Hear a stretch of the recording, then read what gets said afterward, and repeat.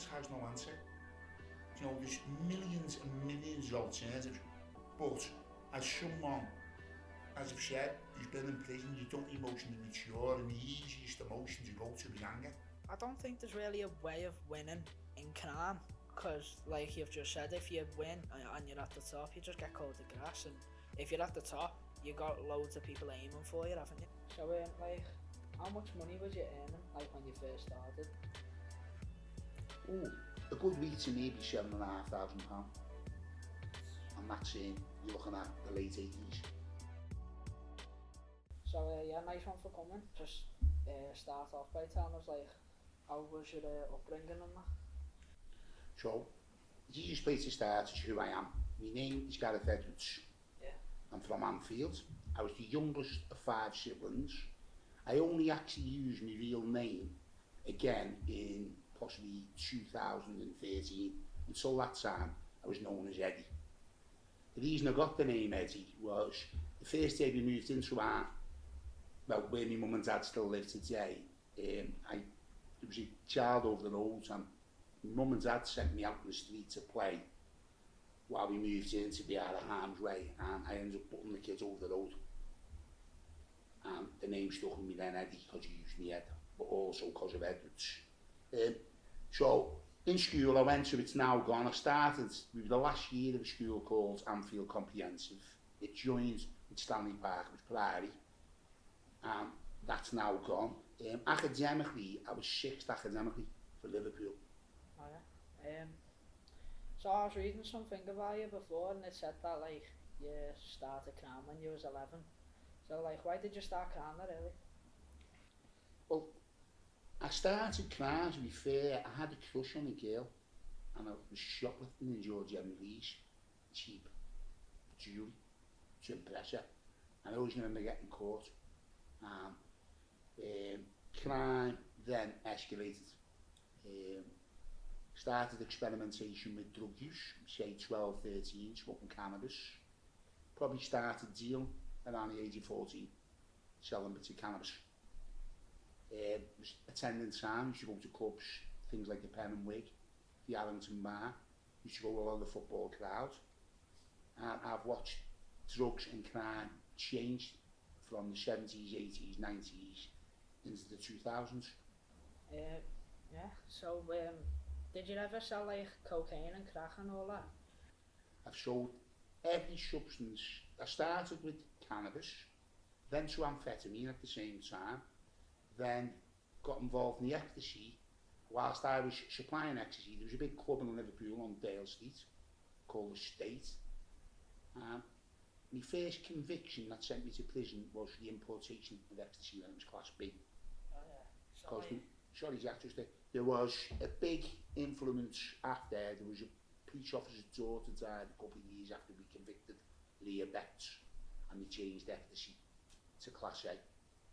It was a big operation. There was 3 sets of brothers, me and my brother, two brothers called the Kirby's from Bolton, and the others were called the Snakes from Zachary, and they gave us 36 years between the 6 of us.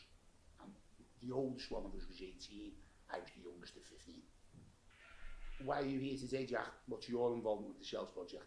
Well, I had a mentor, and he just asked me if I wanted to come, and I just said yes, so that's what it is, isn't it? Now, yeah. Okay, no problem. So where are you from, Jack? I'm from Old Swanley. Okay, so you're not a million miles away from Anfield. Like at first, I'm originally from Hunts Cross. I don't know where about because I was dead young, but I just know I'm from Hunts Cross. And then I moved with my nan and granddad when I was about 5, 6 or something, to now in Old Swan. Okay. So you're 13. I was 2 years older than you and had my first conviction. I was sentenced to 4 years in prison. That was, as I said, the importation of drugs. I always remember my first cellmate. There was a kid from Wigan called Stuart, and he thought he was going home on the Monday and he killed his best friend. And he was convinced he was going home because I always remember him giving me last canteen. And ironically, as I've explained in the court operation, I landed in Hindley Prison, which is a prison in Wigan. And everyone who I knew in the club scene who disappeared, as I said, used to go to Pen and Wig and Arlington Estate, they were all in the prison, so around it was quite notorious. I think I had 7 fights in 11 days. I was shipped out of Inley to Stoke Heath. My first night in Stoke Heath, the lads next door, one of them who I knew, they'd snapped the bars and tried to escape from Stoke Heath. I served, I think, approximately 2.5 years in the YOIs. I went to places like Swinton Hall, which is down just on the outskirts of London, and was as far north as Castleton in County Morpeth in Newcastle. Similar to Borstal, you used to have to get up. I always remember on a Friday morning to do a fence run, and you have to, it was usually about 3 miles, but you wanted the miles to be in under 30 minutes. And by this stage, I'd become quite, my ego is excelled, you know, I'd leave myself as a bad boy. No one was going to tell me, you know, the way you do on the streets. I was good at violence, thought I was like the big I am. So I started rebelling against anti-authority, wouldn't do nothing. We used to have to make bed packs. The reason I was shipped out of Stoke Heath was I never had an association in 7 months because I wouldn't make a bed pack. I just throw my bedding on the floor if they'd ask me. So, Fingo, why did you go to prison the first time? Like, supplying importation and supply of ecstasy. Class B. oh yeah. So apparently, like, you spent 30 years or something. Is that true, or is it like under or higher? Approximately, I was first convicted at 15. I was released from what was called an IPP at the age of 39. So we were on 24, 25 years. I think I had maximum 3.5 years in society, so I've looked at probably 22 years in prison. My longest stay being 8 years. My shortest stay, I think, was 15 months on remand. So why did you spend 8 years there? That was for supplying Risley Prison with crack, heroin and cannabis. So like, what age did you stop going, like, you know, all bad and that? Stop going bad? Yeah. I think at the age of 26, I realised I wanted to change, but by that time I was heavily addicted into heroin and crack cocaine. I chose a life that, you know, when I first started in crime, I'll give you some of the essence. I used to go to Liverpool and take all my friends, and this is a 15-year-old lad. I probably had 11 pair of trainees. I'd come home, I'd take all the drugs I want, pay for all my friends, and come home with £2,000. So in my own vision, in my own head, I wasn't going to be my parents, because in them days I had a big image. I was going to retire before I was 30, going to be this total millionaire. I was never going to be my mum and dad and work hard for a living. Oh yeah. So did you like ever work for someone, or did you always just, you know, stabilise on your own? Yeah, well, at different stages of your life, you naturally have contacts, don't you? The criminal world is quite small when it comes to the drug game, you know. When you get it, there's only so many people that import it, there's only so many people that bring it in, and generally when you're in the circle, you get to know who. But there's not just drugs. You know, in the height of my addiction, I've done shoplifting.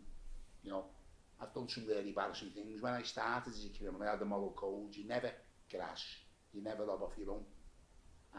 And you know, it's embarrassing to say, my stages of addiction, I've actually climbed through my own parents' bedroom window while they were in bed and sneaked and took £250 out the bedside cabinet while they were sleeping. Was that for like weed, or? That was for heroin and crack cocaine. So how old was you when you did that? Well, you're probably looking at possibly before me, I'd say young 20s, 22, 23. Oh yeah. So like, when did you move out from your mum and dad's? I didn't move out, I was kicked out. Oh yeah. I've never lived alone the age of 15. I think it got to the stage in the height of my addiction and crime, because I hid my addiction, because I earned money from selling drugs. When you first start out, I could hide it well. So, I was in a relationship, I had a lovely looking girl, you know. He eventually went on to have a son, but I hid it for years, and then gradually you're smoking more, you know, you can never keep your finances straight when you smoke crack cocaine. Oh yeah. So like, how much money was you earning, like, when you first started? Oh, a good week to me would be £7,500. And that's you're looking at the late 80s. So I don't know what the equivalent would be today. Yeah. I had 14 people selling drugs with me. When the state closed down, it moved to a club called it was called the Liz Yards Inn, and then the Twilight Zone in Duke Street. And then naturally the Quadrant Park took off. Well, when the Quadrant Park took off, I think I had probably 85% of the people who sold drugs in the Quadrant Park. So like, I had a friend a couple months ago, and he got like, he was like nearly killed over like, weed, and he hasn't told me how he got out of it, but like, he needed 20 quid to like, you know, pay back his dealer, and I didn't give it to him because it's not really, I'm not into all that stuff on it. And I just said to him, just get some off your mum and dad or something, or just lay low till it blows off. And his drug dealer caught him one day and he said, yeah, no. So then, I don't really know what happened after that, but he nearly got caught. Has that ever happened to you? No, the biggest incident I've had was, as I remember, was the Blackburn raves. It was when ecstasy was kicking off, the early 90s. We decided to go up, and there was a minibus of us. By this time, I was knocking around people a lot older than me. I'd just come home, as I said. I'd been in prison just over 3 years. It was touching 20, late teens. And we went up and we decided to rob the door on one of these Blackburn raves. So we went up and basically took over the door and took the money that they collected on the door, because in our eyes it was, in them days you used the term worry. It was a firm from Blackburn, there was no one we had any respect for, and we took it. And I remember getting stabbed in the back. And I remember coming home, my sister was a nurse, and I refused to go to hospital because I was frightened with the crime that maybe someone would look into the hospital and I'd get arrested. Oh, yeah. So I lay there, my sister had to do the dressing and clean me back for me so it didn't get infected. Have you ever like overdosed or anything, or has anyone of your customers ever overdosed like by you? Probably the biggest incident I had was, I always remember, as I've said, and going back to my teens, was the first time I had what we call lay on, was give someone drugs to supply. And at the time, it was a kid I grew up with, and I gave him LSD. I always remember what they were called. They were called Mind, Body and Soul, or MBS for short. And I gave them to them. They all used to shit, and I'm still in touch with this person today. They just moved on to where I live now, childhood friends, and I gave him some MBS to sell, and he gave him to a young school girl who had a really bad experience, and they had to get drug counters out for her. She basically lost her man. Well, police started to look into where he got the drugs, and I wasn't confident of my friends because he was naturally only the kid himself, would keep his mouth shut. But fortunately, it never come to me. As for have I ever overdosed? No. Since being released, I've worked in recovery. The amount of people I've seen die from substances, probably into several figures now. So like, when you was getting up brought and that, was you ever like, was you poor? Like, were your parents poor, or were they like wealthy people? No, my mum worked in Jacobs for 23 years and my dad was a hog carrier. And as I've said, at my stage at life, when I was younger, your age, I didn't want to work. Because my mum and dad seemed to, they were never alone, they were always working. They never seemed to have any money. Holidays, we used to go to my nan's in Somerset. And my Uncle Jim used to see us everywhere because we never had none. I used to wear a lot of hand-me-downs because, as I said, I was the youngest of 5, I had 3 older brothers. One of the embarrassing moments was, I remember I got picked, I was a good football player, I got picked for the school football team. And I ended up getting a pair of boots off my brother, and in them days, they were moldies. And he had 4 yellow stripes on the side, and I sat all night picking the stripe out. So there was 3 on them, so I could palm them off as Adidas, and they were 3 sizes too big, and my mum's answer was, because we didn't have money for another pair, was stuff the toes with paper. And my friend ended up giving me, and I thought he was the best, they were called Pats the Cleaner, size 5, well at the time was 5.5, but I used to squash my feet in them to play footy, because I'd rather wear them than a pair of 8s, of moldies. So like, have you ever stabbed someone or shot someone or ever held a gun at least? Yeah. I've been convicted for armed robbery. Have I stabbed anyone? Yes. Never been. Well, my last conviction, what I IPP for, was a Section 18. What's that? Section 18 is, so in the schemes of crime, you have murder, attempted murder, murder, manslaughter, attempted murder, and then section 18, which is malicious wounding with intent. Isn't manslaughter and murder just the same thing? Or? Well, it's manslaughter is to do with you have logistics of, sometimes things happen, people could just throw a punch in self-defence and that person's eyes would be hit, so sometimes it's what they call mitigation to what the crime would be. Yeah, so what's like the nearest death experience like that you've ever had? Was it like with drug business or was it just natural? No, I was running from the police. Oh yeah? Yeah, I was, as I said, I was wanted at the time, I didn't know, but I was wanted, I thought I was wanted for one robbery, I was wanted for 13. And I used to go to my mother's, and over the road from my mum's at the time used to be a lady called Beryl. And whenever she used to see me go to my mum's, she'd phone the police knowing that I was wanted. And when the police used to come on the door, my mum's is 4 stories high. I used to go out, climb up it's like an extrusion loft, I used to climb out and get on the roof. I used to slide down the roof because it's quite steep and hide under the gutters. Well, the police knew I was going in, searching out, he could never find me. And one time they come, I used to hide under the gutters, or I'd escape, I'd drop down to the extent that, you do. And one time they had the helicopter come, and I slid down the roof, and I couldn't hide under the gutters because he had the helicopter coming. So I ran, and there was a guy who had been in Gareth prison with, we used to call him Fozzer, his name was Colin. He lived next door but 2 flats to my mum's, he's opened his skylight, and so I've gone to run across the roof. Well, these roofs are steep, and I slid off the roof in the rain, and I fell, and luckily I hit the roof. Below, I've got scars on my legs from where I hit the roof. Somehow I still managed to get up off the roof, climb the lamppost and get into prison and get away from the police. That's probably I felt 2 stories. Trying to get away from the police. Have you ever been chased like by guard dogs or something before, like sniffer dogs? Yeah. Crosby, I always remember hiding in the marina to get away from the dogs. We committed a robbery, and as we were coming away, the car was spotted naturally within a robbed car. As we were coming through Crosby, and we ended up, because we didn't know the area that well, you're panicking, because you've committed a crime, you get caught, you're going to prison for a lengthy time. And I've been to prison, as I've said, numerous times. And we got to Crosby, we had to ditch the car and run on the marina, and they had dogs, and I always remember getting into the water, and hiding in the water, so we sent the dogs fully clothed, just to get away. Have you ever fell out with any of your mates or like family members, like except for your parents and that, over drugs? During my life, it'd be the last thing on this, there was 2 people that supported me, my sister, well 3 sorry, my sister, my best friend and my mum. My dad, my brothers, they all give up on me, because I become, and I sit here today, I've got no friends from my criminal life. They're gone, and I wouldn't want them as friends.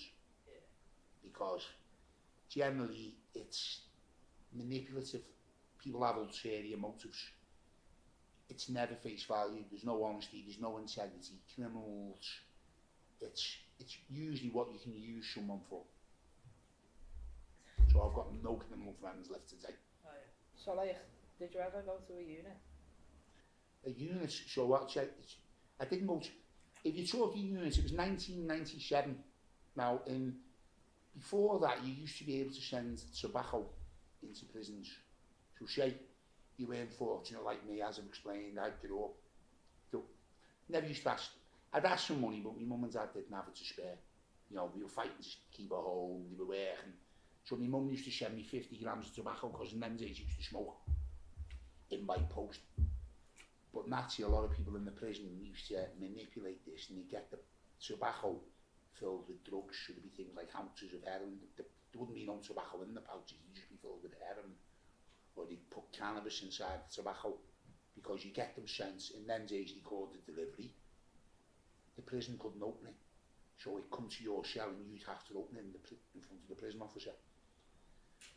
So in 1997 we stopped having tobacco sent in. Now this is just before my 8-year sentence. I was on remand, ended up serving 15 months. But as I said, the robberies, and they stopped tobacco coming in. So me, and I had a reputation in jail as someone who didn't mess about, I ended up refusing to come in off the yard. So where we went out to exercise, which was 9 to 10 in the morning, I stayed out till probably 11 o'clock at night. Other inmates were throwing blankets out and the two of us. So I ended up getting segregated into Walton Block. Next door to me one side was Charlie Bronson, the other side was Ferdinand the Belt, which are people who are notorious in crime. Probably you won't know, but they're in the press all the time. I'd done 7 weeks in the block and I got put back up on the wings. Now where I'd been in the block, as soon as you come back on the wings, I was just in the process. In them days it was what you call throw a line. The way you would converse in prison if you needed anything, you would throw, you'd rip your bedding up, make a lasso and you'd throw it from window to window to receive articles. Because you couldn't pass it through the landings because there was no one there. I was just in the process of getting some heroin on a line when the door flew open. Unbeknown to me, a family, the Showers from Toxteth, their son was there. He'd had a petition to have me released in the block and 800 people signing a petition.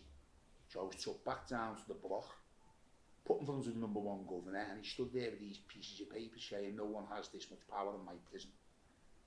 And the next day I was transferred to Preston. On arriving in Preston, I was put in a body belt because I was refusing to go.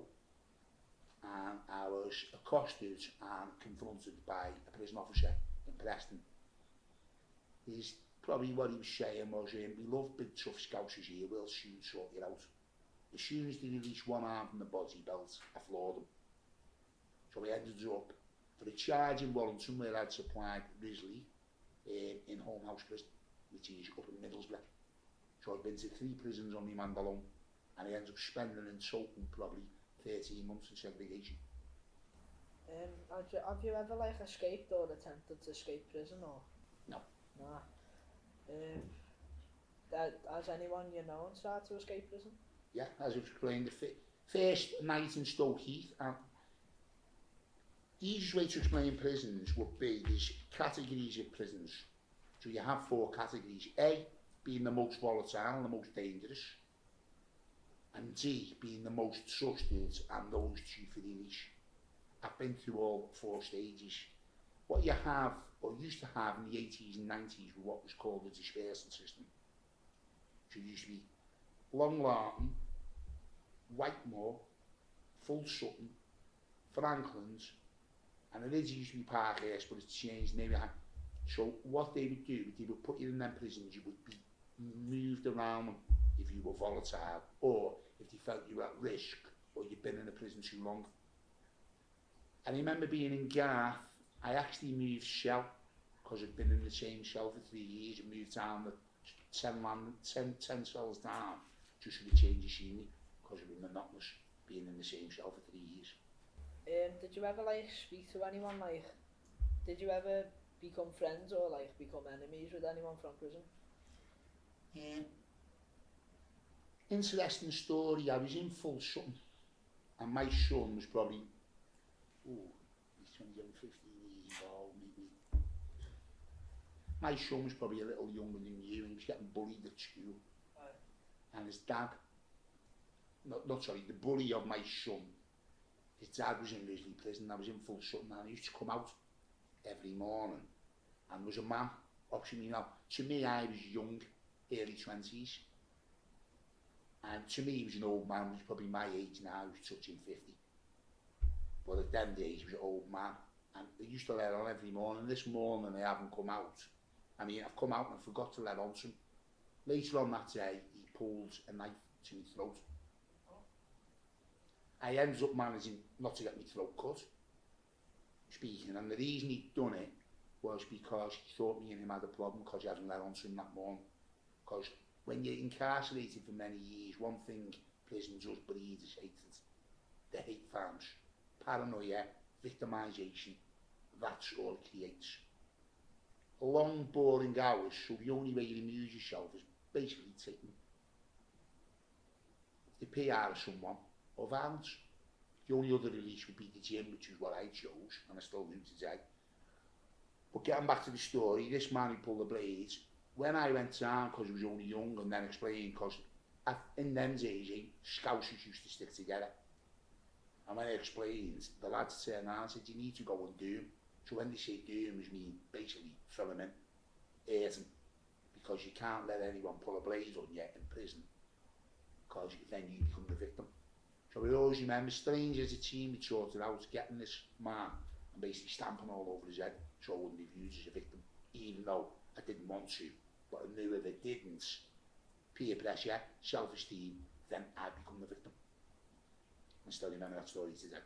So, like, what's the worst thing about prison for you?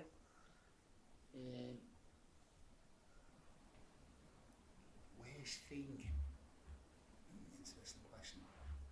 Lots of bad things about prison. I think it scars you, stops you emotionally growing, stops you maturing as an individual. You actually thrive off victimisation, because you know, to keep your head above water, drown or be drowned. The damage it does. It's not just me. I've realised now that when I'm serving a sentence, it's not just me, it's everyone around me, my family, my siblings. You know, it hurts everyone. You sit there, you know what you're doing, you've got a date, you go in, you've got a date, you come home. The only time that changed is if you get life, which eventually ends up with an IPP, which is a life imprisonment. But yeah, there's no positives to it. So, was you like, do you know the way you're saying you was known as like Eddie because you used your head and that? Was you known as a gangster back then, or was it just like, you're just known as the kid on the block? It's quite strange, because I always laugh when I used to read in the papers and they say the criminal underworld's voiced them. And generally the criminal underworld, people who are involved in crime know other people who are involved in crime. Yeah. And it's small circles, you can mention a name and it puts a rapport, you can build a bridge with anyone if you drop a name. It's only when you want to get involved financially that paranoia. But no, I've still not got no definition of what a gangster is. What is a gangster? To me, is it someone who's involved in crime? Well, then, there's millions of gangsters. To me, I don't know anyone who's really successful at crime, and generally the people who are successful at crime, the rest of the criminals call them grasses. And that would be the simple way of explaining it. I don't think there's really a way of winning in crime, because like you've just said, if you win and you're at the top, you just get called the grass, and if you're at the top, you got loads of people aiming for you, haven't you? Because to win in crime, you've got to, screw a few people over in your time. Well, to be honest, they have, even though I've never been on it, it's called a spare. Now a spare, I'll explain, is into spares who usually have 10 cells in long-term prisons, 5 either side. And there's one in Long Lartin prison, which is in Gloucester, and we call it Millionaires Row. And as you go up the spare, the finances go, so the people starting on the spare have usually got a couple of million. By the time you get to the end of the spare, they've got lots of money. But apparently everyone on that spare, none of them will ever see society again. So, so for all the money, they're never going to get to enjoy it. Yeah, that's a fair point. So 2 things happened a few months ago in 2021, I think. Like, somebody got, I don't know who it was, but someone got shot over weed in Old Swan. And a girl in town, I think you've heard about it, some girl called Ava or something, she got stabbed in the neck. What's your opinion on that?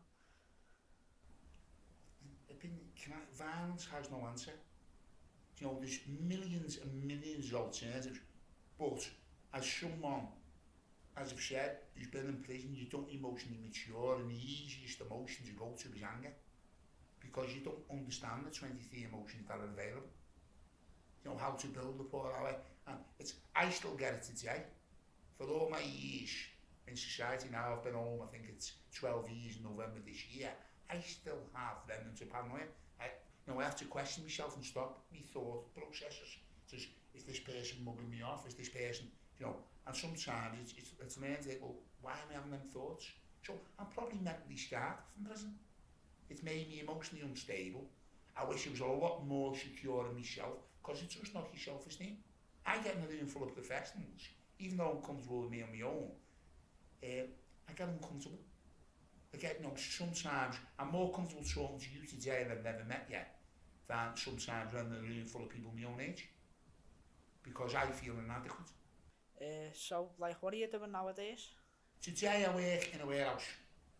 As I said, for the 12 years, my first 9 to 10 years I worked as a therapist in what was called the therapeutic community. So it's people from crime with addiction. I excelled. I ended up what was called a department coordinator. Used to run 9 departments for them because, as you explained, I was quite intellectual as a kid. I've got letters after my name.